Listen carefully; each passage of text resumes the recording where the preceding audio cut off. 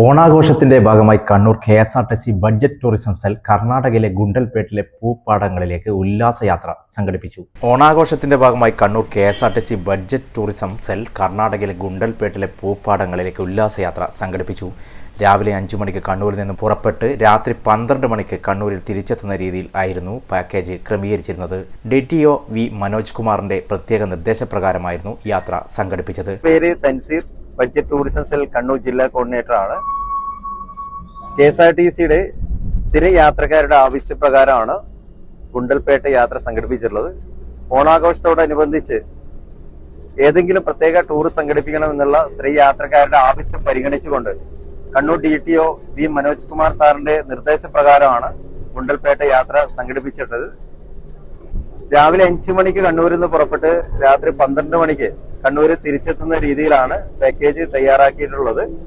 പൂപ്പാടങ്ങളിലൂടെയുള്ള റീൽസുകളും പാട്ടുകളൊക്കെ ആയിട്ട് വളരെ മനോഹരമായ യാത്രയായിരുന്നു.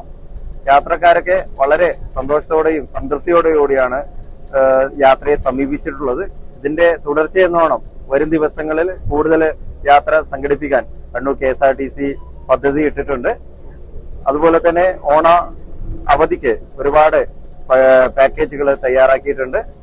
ടൂറിസം സെൽ കണ്ണൂർ ജില്ലാ coordinator Thanseer KR, unit Ratheesh K, guide Swapna PP എന്നിവർ യാത്രയ്ക്ക് നേതൃത്വം നൽകി. KSRTC കണ്ണൂർ യൂണിറ്റിലെ സ്ഥിരയാത്രക്കാരുടെ കൂട്ടായ്മ ആയിരുന്നു ഗുണ്ടൽപേട്ടിലേക്കുള്ള ആദ്യ യാത്രയിൽ പങ്കെടുത്തത്.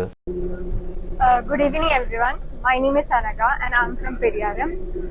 Traveling is a wonderful thing that we need to experience in our life. And today I will share a small experience regarding my KSRTC journey to Gundalpet.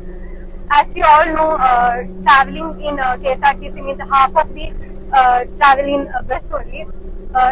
And to Gundalpet, if we are going, it's full of scenes, journey which is full of nature's things and all.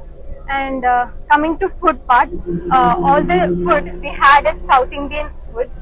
Hi, my name is Aisha VP and I'm coming from Mangar. Today I came to this journey with my parents.